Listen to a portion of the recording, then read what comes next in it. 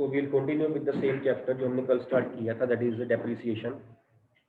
Just recapitulation of topic done yesterday. First of all, we did the meaning of depreciation. It is the reduction in the book value of fixed asset, tangible fixed assets. Very good. Book value when it is reduced of tangible fixed assets. For example, land, building. Land नहीं, फिर except land है ना, because land is such an asset which is never depreciated. So except land all the fixed assets are depreciated. So reduction in the book value of intangible fixed assets is known as depreciation. It is different from one. एक बोलना सिर्फ, और जब मैंने ये कह दिया ना सिर्फ एक बोलना तो आपको टॉपिक याद आ जाना चाहिए. अमोर्टाइजेशन एक और बोल दो, डिप्लीशन एक और बोल दो, obsolescence.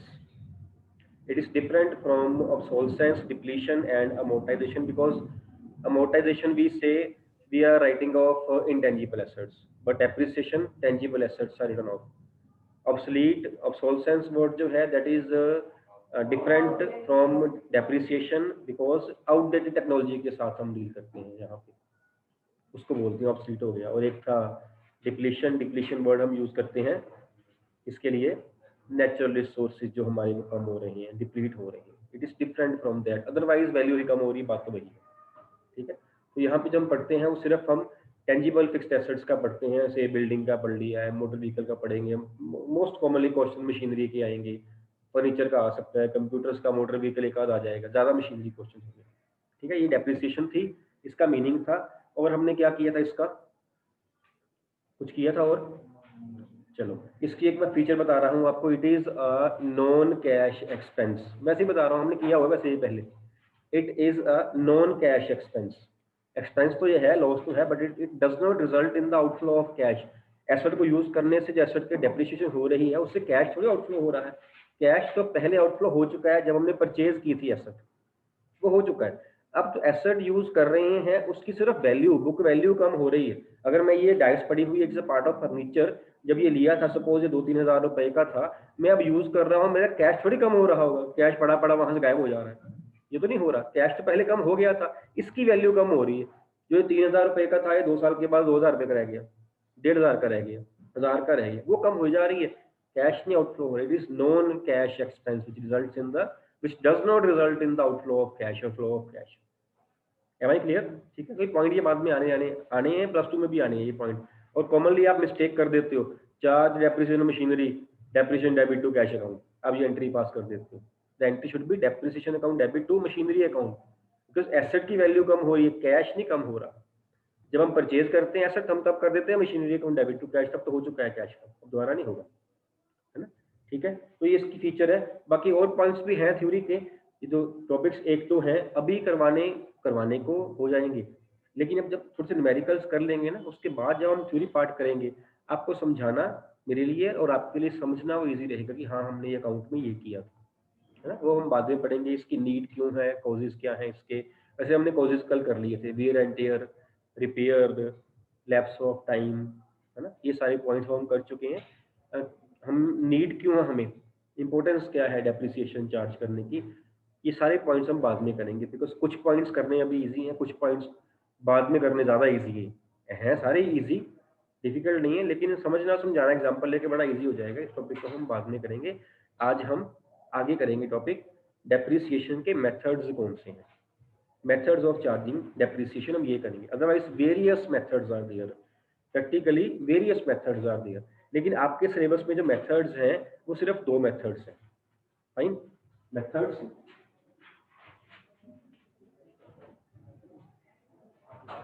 Methods of charging depreciation. Methods of charging depreciation 2 methods हैं. एक है ओरिजिनल कॉस्ट मेथड और दूसरा है reducing balance method. Original cost method and reducing balance method, ये दो मेथड्स हैं जो आपके सिलेबस में है, ठीक है। अदरवाइज वेरियस मेथड्स आते हैं। इसे एक्सप्लेन करने के लिए ना मैं एग्जांपल लूंगा एक, और वो एग्जांपल हम दोनों मेथड्स में लगा के देखेंगे, सारे क्लियर हो जाए, है ना। मेरी कोशिश रहेगी कि आपको सारा क्लियर हो जाए, फिर भी जो डाउट्स होंगे आपके वो हम एग्जांपल लेने के बाद हम सॉल्व कर लेंगे।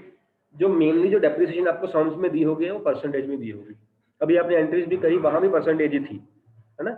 The cost of machinery is 10 lakh, charge depreciation at the rate 10% per annum. तो हमने 10 लाख का 10% निकाला, 1 लाख आया, हमने 1 लाख से एंट्री पास कर दी, depreciation account debit to machinery 1 lakh, तो परसेंटेज में दिया हुआ था। सम्स में भी ऐसे दिया होगा आपको, मेनली आपको परसेंटेज में डेप्रिसिएशन दी होगी, वो आपने कैलकुलेट करनी होगी। Am I clear?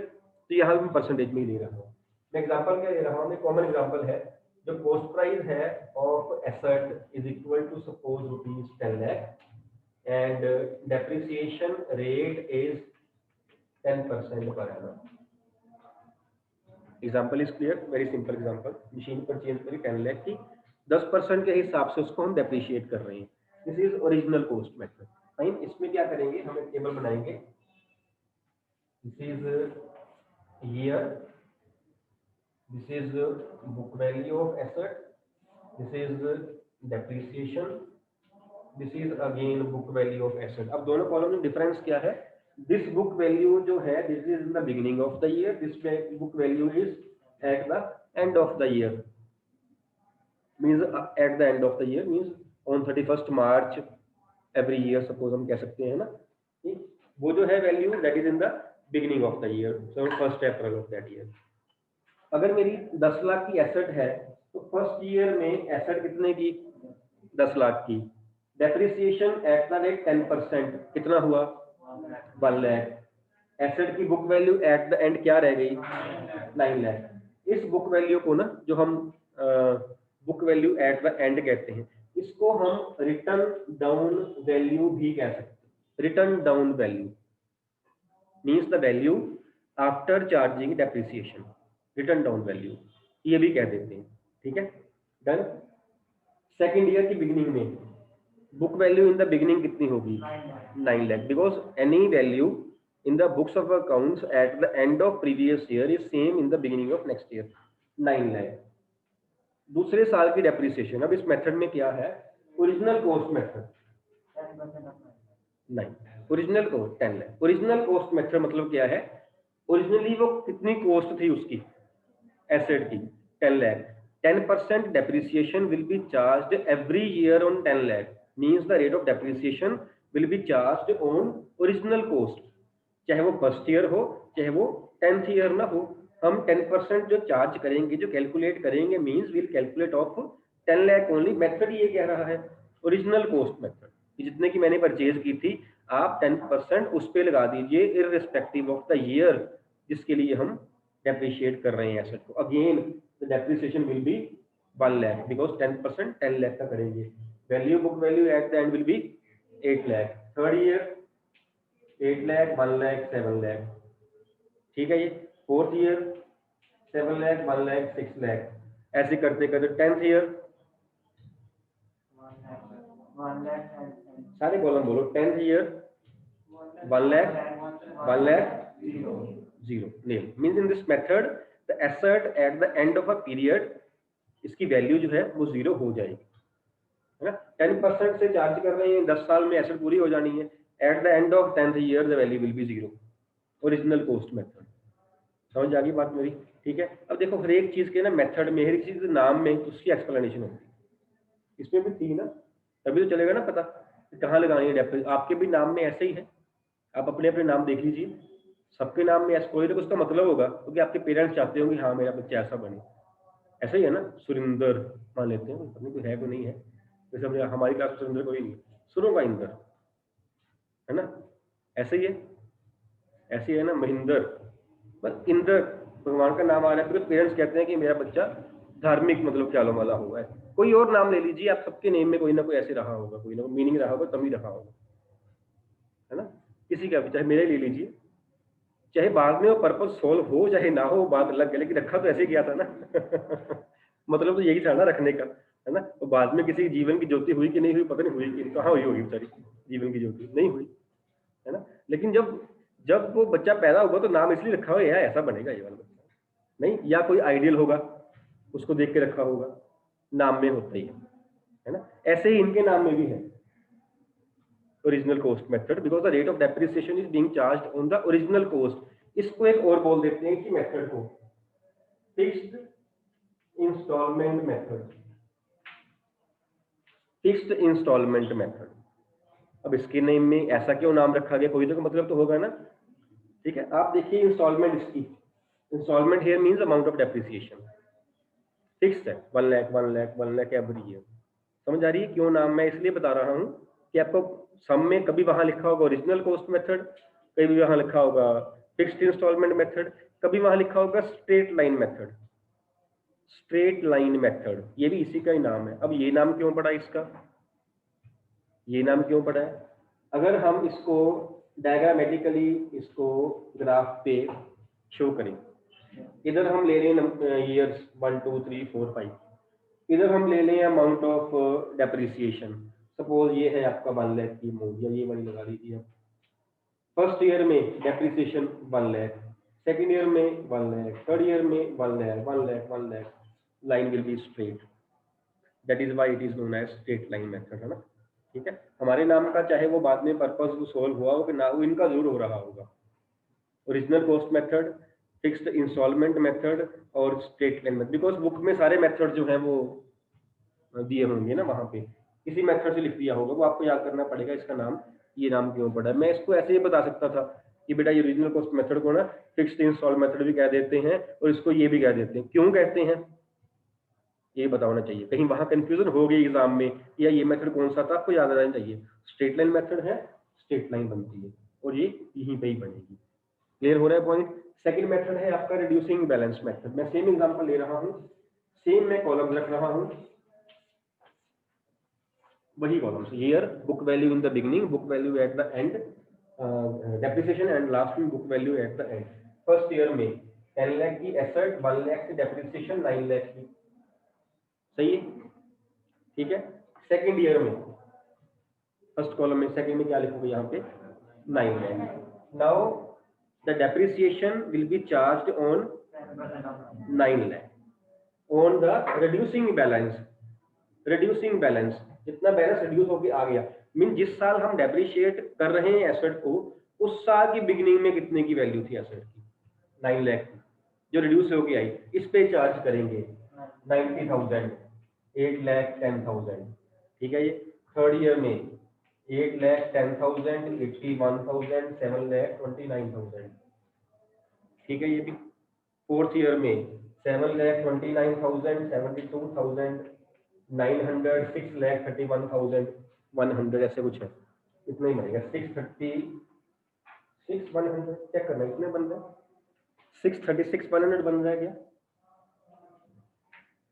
72 नहीं 65 तो नहीं बन रहा, कितना बन रहा है देखना जरा, माइनस करके देख लो यार, इतना तो कर लो, है। मैं इतना घर से याद करके आऊँ, 80 में भूल गया, फिर क्या हो गया माइनस करके देख लो, गलती निकालनी, कितना अच्छा लगता है किसी गलती निकालना, है ना, मेरी निकालो। 656.00 आ रहा है, देखो मैंने माइनस करने को बोला है, मुझे माइनस सारे नहीं माइनस करने, सिर्फ यही माइनस करने, ऑनलाइन वाले ही बोल दें यार, फिर क्या होगा, 2 सेकंड लेट हो तो आप हो तो क्लास में ही। सर 646,100, 64646, ये मेरे को डाउट होता है, माइनस ही करना, क्या करना है इतनी देर, 6 4 ही बन रहा है, 646,100, चलिए ठीक है बेटा, 646,100, ये वाले सही, उन्नीस ये 729, 72,900,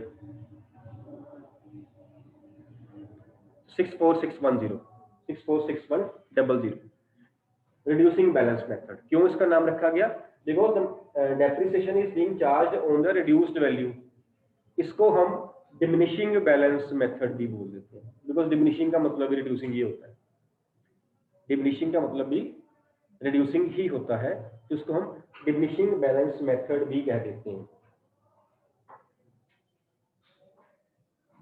ठीक है। इसको हम रिटर्न डाउन वैल्यू मेथड भी कह देते हैं। रिटर्न डाउन, अब इसको यहाँ मत कंफ्यूज करो अपने आप को, सर आपने ये वर्ड यहाँ यूज किया था। मैंने ये कहा था कि रिटर्न डाउन वैल्यू ये होती है, यहाँ पे हम रिटर्न डाउन वैल्यू पे डेप्रिशिएट कर रहे हैं, है ना। Written down value is the book value of the asset at the end of the year, means after charging depreciation. आपको यहाँ से ये बताया गया कि this is written down value, but we are not charging depreciation on written down value in this method. In this method we are charging on that, that is why it is also known as written down value method. अब तीनों method आप देखना book में कहीं ना कहीं उसका name लिखा ही होगा, कभी कोई लिखा है कभी कोई लिखा हुआ है, जब हम सम्स करेंगे तो, ठीक है। So you must be very clear कि जो मेथड है वहां कौन सा पूछा गया है, बिकॉज अगर सम में पूछा गया हो एक मेथड आप लगाओ दूसरा, तो सारे सम गलत हो जाना, सारे सम गलत हो जाएगा। बिकॉज आप चेक कर सकते हो amount of depreciation is same in year 1 only, कहीं और नहीं सेम है, ईयर 1 में पॉसिबल है वो, उसके अलावा हो ही नहीं सकती, है ना। तो ये आपको बड़ा वहां ध्यान से पढ़ना पड़ेगा इस चीज को कि वहां मेथड कौन सा पूछा गया। डन, ठीक है। करें आगे इसके बाद वर्क। यहाँ किसी को डाउट करेगा पूछ लीजिए बेटा, डाउट है किसी को तो पूछ लीजिए, फिर हम सम स्टार्ट करते हैं।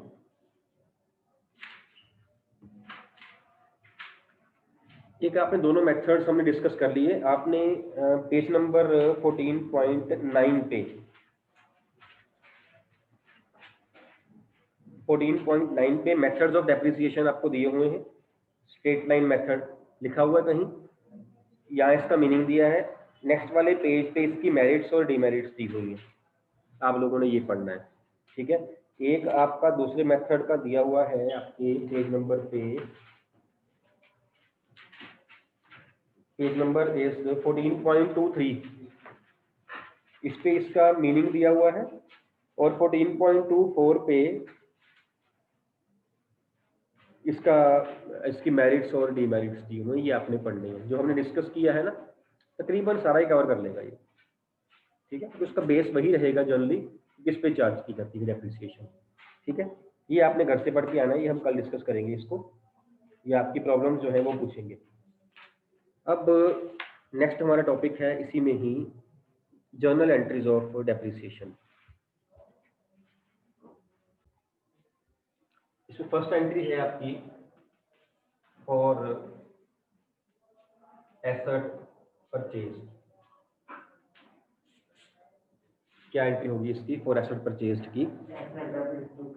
Asset debit to cash, purchase debit to cash नहीं, क्यों? अब क्यों? तो एसेट में तो ठीक ही, एसेट तो है ही, एसेट क्यों, परचेज क्यों नहीं? क्योंकि हमारी एसेट है। अच्छा आप ये कह रहे थे, मेरे को लगा आप एसेट ही करना है सर, बिकॉज हमारी वो एसेट है, हमारा वो स्टॉक नहीं, हमारी वो गुड्स नहीं, हम गुड्स के लिए यूज करते हैं परचेज वर्ड, एसेट के लिए नहीं करते हैं ना। तो यहाँ मत ये गलती करना है, ये मिस्टेक जर्नल की है, यहाँ नहीं, है ना। एंट्री बन जाएगी asset account debit that particular asset, यहाँ मैं एसेट ही नाम लिख रहा हूँ, टू कैश या बैंक। अगर यहाँ पे जीएसटी होता फिर इनपुट जीएसटी करते हम, वो डिपेंड करता है आईजीएसटी लगाना है कि सीजीएसटी एसजीएसटी लगाना है। तो एंट्री बन जाती है asset account debit, suppose CGST SGST है तो input CGST debit, input SGST debit to bank, ये एंट्री बनती है। मैं लिख नहीं रहा हूँ, I hope I am clear, है ना, क्योंकि हम जीएसटी नहीं कर रहे हैं टॉपिक, हम asset account debit simple entry करते हैं। इसके बाद आपकी सेकंड बनती है फॉर चार्जिंग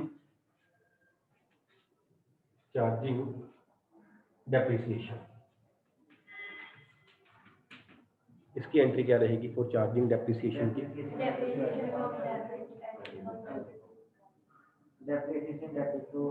ये कौन सी एंट्री है? Depreciation debit asset debit to cash. Depreciation to cash कौन सी एंट्री होती? कोई भी नहीं होती, नहीं होती, हमने पहले भी डिस्कस किया। कैश जो depreciation it is non cash expense. और एसेट डेबिट क्यों कर रहे हो आप? आपने कहा ना depreciation debit asset debit to, why asset is being debited? Depreciate हो रही है, एप्रिशिएट नहीं हो रही।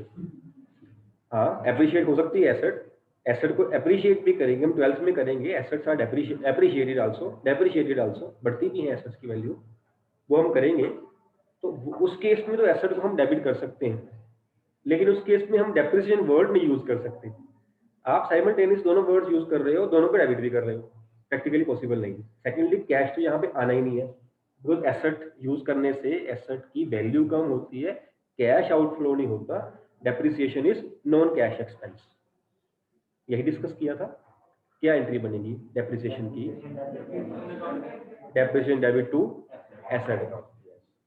अदिति कंफ्यूज ही हो लगता है मेरे को, ये मिस्टेक आप करने वाले हो नहीं, है ना? एक्सपेक्टेड नहीं थी, कोई कंफ्यूजन ही रही होगी, या जल्दबाजी में कुछ बोलना और था और बोल दिया कुछ और, ऐसा हुआ? ऐसा हुआ क्योंकि ये एंट्री जो है ना वो मतलब काफी गलत थी। थोड़ी गलत नहीं थी, काफी गलत, बहुत ज्यादा गलत थी ऐसे। कोई बात नहीं, कोई प्रॉब्लम नहीं है, जल्दबाजी में क्या हो जाता है, ठीक है। मतलब जब एंट्री बोलो ना, rules of debit and credit modern approach हमने किया हुआ है, उसको याद जरूर कर लेना, ठीक।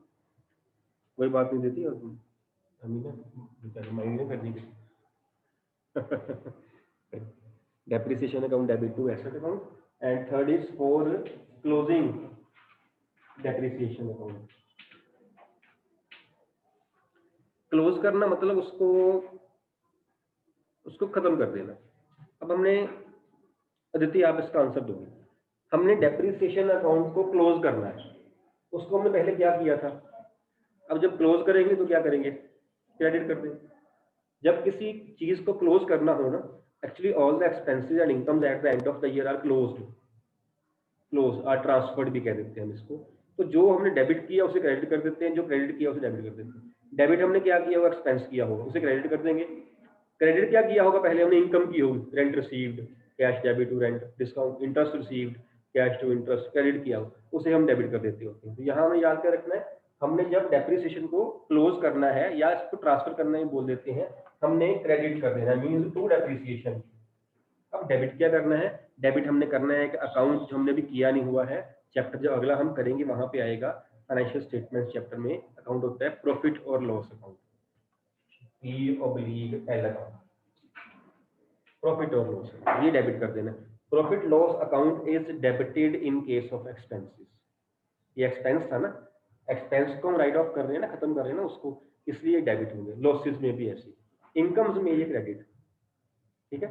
अब यहाँ इसको हम डेबिट कर रहे हैं, तो जो एक्सपेंस है डेबिट वाला वो हमने क्रेडिट कर दिया, खत्म हो गया। Bye preparing a profit and loss account, the firm is able to calculate its profits or losses. That is why its name is profit or loss.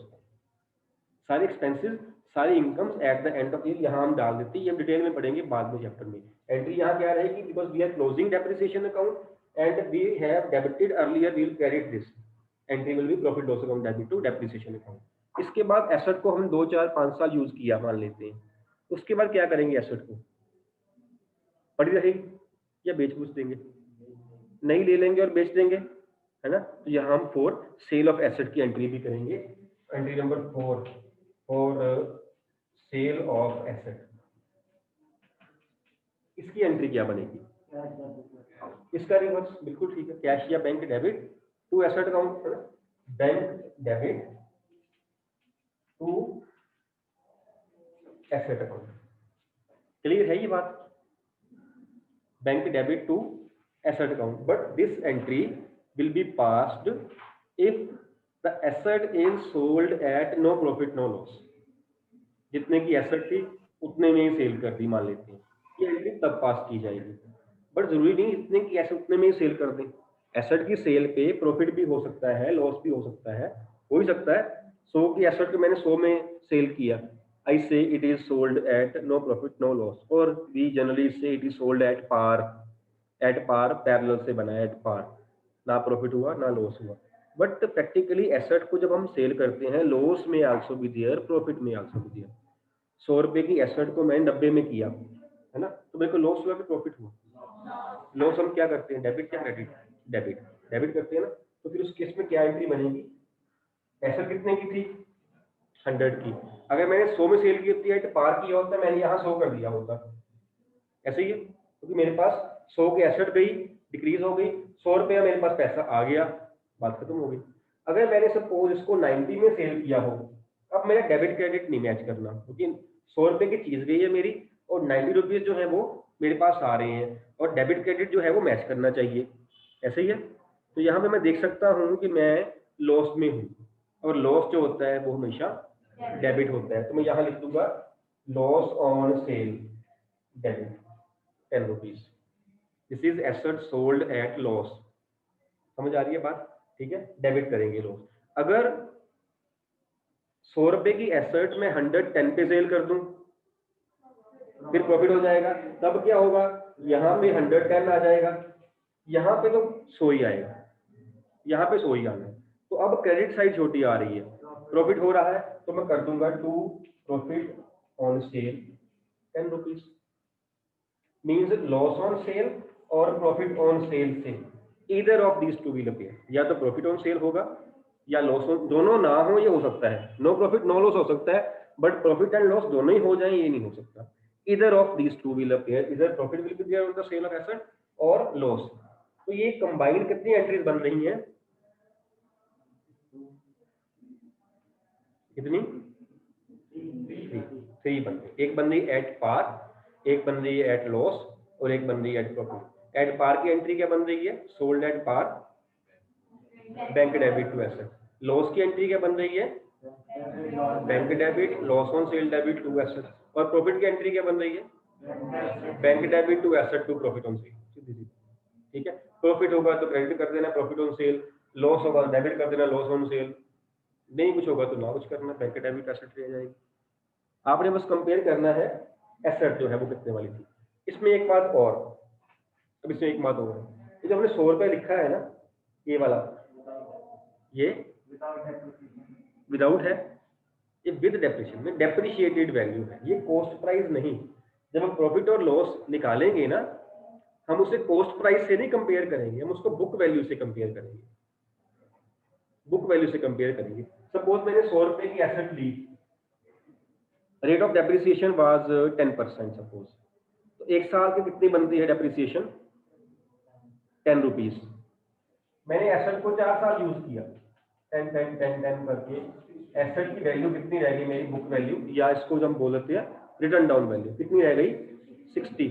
मैं प्रॉफिट लॉस निकालने के लिए 60 से कंपेयर करूंगा, मैं 100 से नहीं करूंगा। 40 रुपए की वैल्यू तो पहले ही कम हो चुकी है मेरी। आज मेरी वैल्यू, वो तो मैंने कैलकुलेशन इजी करने के लिए 100 रुपया लिया था, है ना। जो ये वैल्यू है दिस इज बुक वैल्यू। मैं कहता हूँ मैंने 50 रुपए में सेल कर दी, लॉस कितना हो रहा है, 10 हो रहा है। 50 को 60 से कंपेयर किया, 50 को 100 से कंपेयर नहीं करना। आज जो बुक वैल्यू है, बुक वैल्यू क्या है, बुक वैल्यू जब हम सेल कर रहे हैं एसेट को, जिस दिन भी सेल कर रहे हैं उस दिन उसकी वैल्यू क्या थी, depreciated value, return down value, book value, वो क्या उससे कंपेयर करना है। अगर मैं 60 वाली एसेट को 70 में सेल कर रहा हूँ, या मैं इसी एसेट को, मैं क्वेश्चन और इसी एसेट को मैं 70 में सेल कर रहा हूँ, तो प्रॉफिट हो रहा है कि लॉस हो रहा है, प्रॉफिट हो रहा है, क्योंकि 70 को मैंने 60 से कंपेयर करना है, 100 से नहीं करना। 100 से करूंगा लॉस हो जाएगा, जबकि 40 का लॉस तो मैं पहले ही बुक्स पे लिख चुका हूँ, उसकी तो वैल्यू ही आज 60 रुपीज है, तो मैं 60 से कंपेयर करूंगा। यहाँ पे हम प्रॉफिट लॉस निकालने के लिए वेरी इंपॉर्टेंट, तो ये मिस्टेक है। और जो सेल वाला पॉइंट, इसके बिना सम भी नहीं आता बुक में, अपने एग्जाम में सेल का पॉइंट आना ही आना है। जब भी सेल करनी है उसकी बुक वैल्यू निकालनी है पहले, फिर प्रॉफिट या लॉस निकालना है। ठीक हो गया? ठीक है, अब जब ये एंट्रीज करेंगे, ये वाली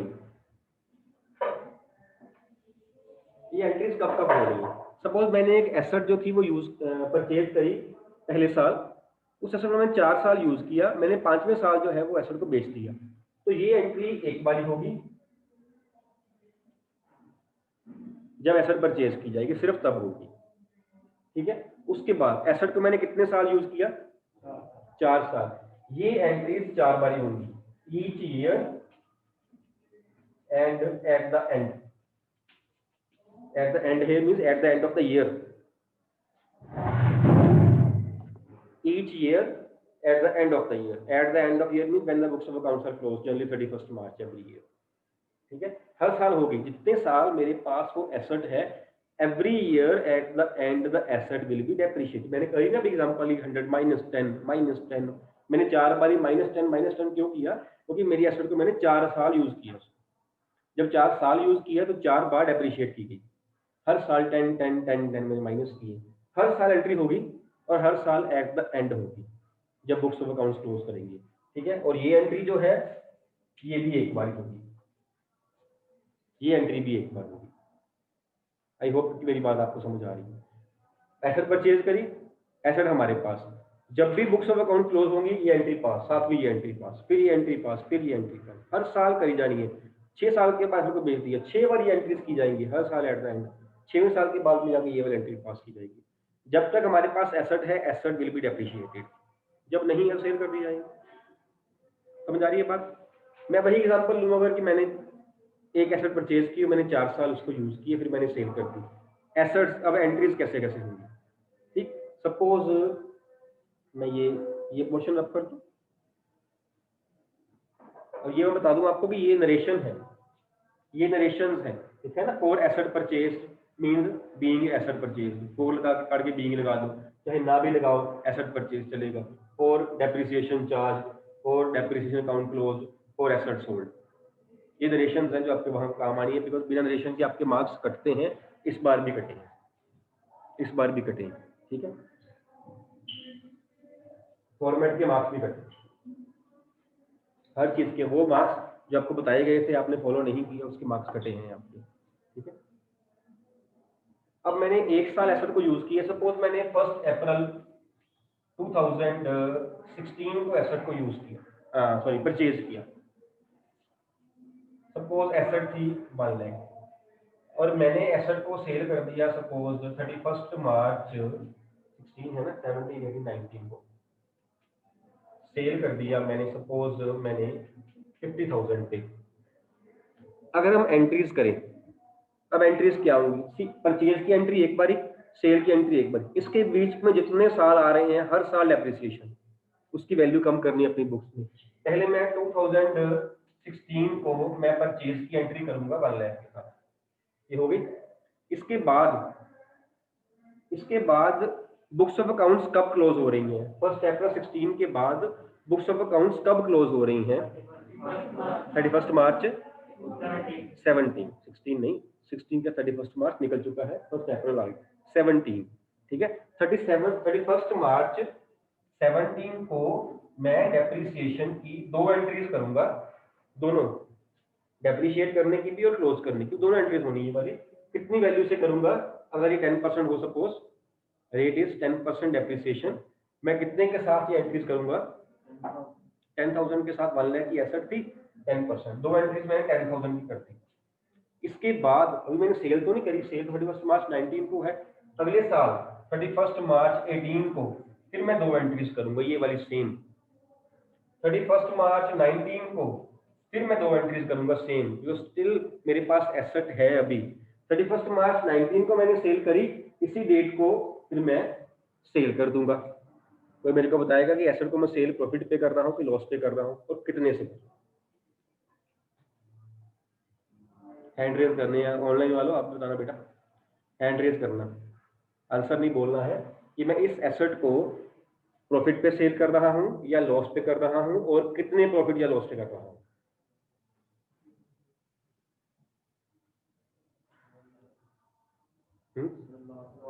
लॉस है, कितना हो रहा है लॉस, 20,000 का, यस, बिकॉज 10,000 के हिसाब से मैंने 3 साल डेप्रिशिएट किया, भाई 1 लाख की एसेट रहेगी 70,000 की, 50 मैंने सेल करी, मैं सेल की एसेट की एंट्री यहाँ 31 मार्च को 20,000 लॉस पे कर दूंगा, ठीक है। ऐसे एंट्रीज होंगी, 1 अप्रैल को परचेज, 31 मार्च 17 को डेप्रिसिएशन, 31 मार्च 18 को डेप्रिसिएशन, 31 मार्च 19 को डेप्रिसिएशन एंड देन सेल, ठीक है। बाकी हम आगे करेंगे, आपने वो जो टॉपिक है वो घर से पढ़ के आना है, मेथड्स ऑफ चार्जिंग डेप्रिसिएशन, उसके मेरिट्स और डिमेरिट्स, ठीक है। कोई डाउट किसी का है तो पूछ लो बेटा। जर्नल की होगी, जर्नल बनाएंगे बिकॉज यहाँ पे कैश भी आ रहा है ना इधर बैंक, जर्नल का ही होगा, आप उसको जर्नल लिखोगे, ठीक है। मिक्सचर है ना एंट्रीज का ये।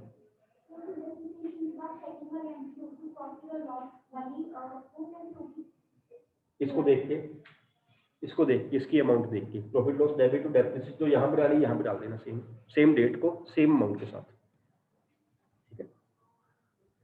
Ma'am end the meeting please, Sukhjeet ma'am.